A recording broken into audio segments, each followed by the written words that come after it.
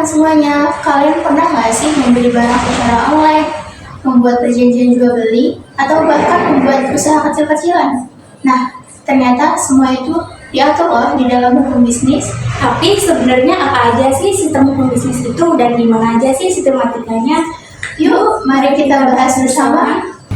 Sumber hukum bisnis adalah segala sesuatu yang menjadi dasar atau pedoman dalam mengatur kegiatan usaha dan hubungan bisnis.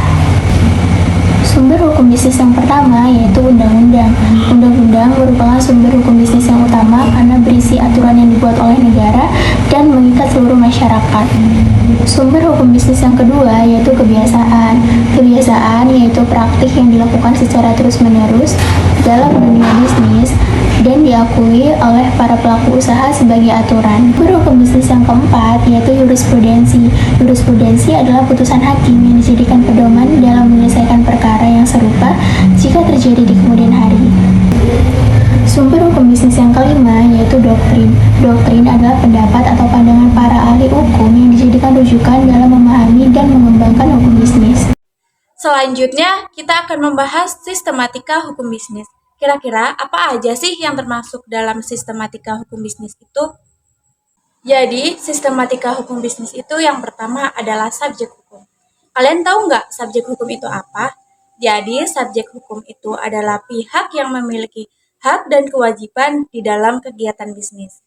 Subjek hukum juga bisa loh berupa individu atau perorangan, dan juga bisa berupa badan hukum seperti perusahaan.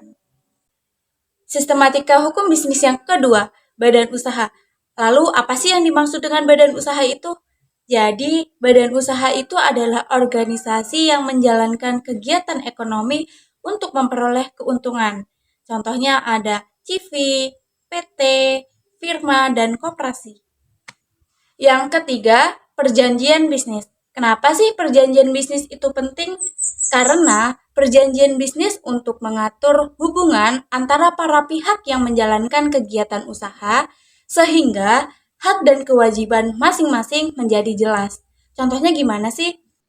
Nah, ini adalah salah satu contohnya. Mari kita lihat bersama. Bu, ini sekilo berapa harganya? 30.000 aja, Neng. Boleh kurang jadi 25.000. Ya udah, boleh deh. Setuju ya, Bu? Iya, saya bungkus ya. Yang keempat, hak dan kewajiban para pihak. Di dalam bisnis, apakah semua pihak hanya memiliki hak?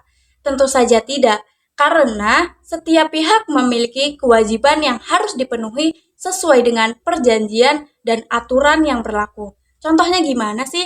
Contohnya seperti pembeli wajib membayar barang yang dibeli, sedangkan penjual wajib menyerahkan barang sesuai kesepakatan. Yang kelima, perlindungan konsumen. Gimana sih dengan perlindungan konsumen?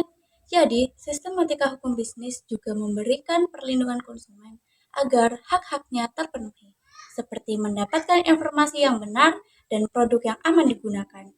Jadi, konsumen berhak loh mendapatkan barang yang sesuai apa yang diiklankan atau yang diinformasikan oleh penjual. Jadi, sistematika hukum bisnis yang keenam adalah penyelesaian sengketa. Kalau ada perselisihan di dalam bisnis, gimana sih penyelesaiannya? Jadi, sengketa bisnis dapat diselesaikan melalui pengadilan atau di luar pengadilan, seperti melalui mediasi atau arbitrase. Oke, baik teman-teman, itulah penjelasan dari kami mengenai sumber hukum bisnis dan sistematikanya. Terima kasih sudah menonton. Behind the Scene.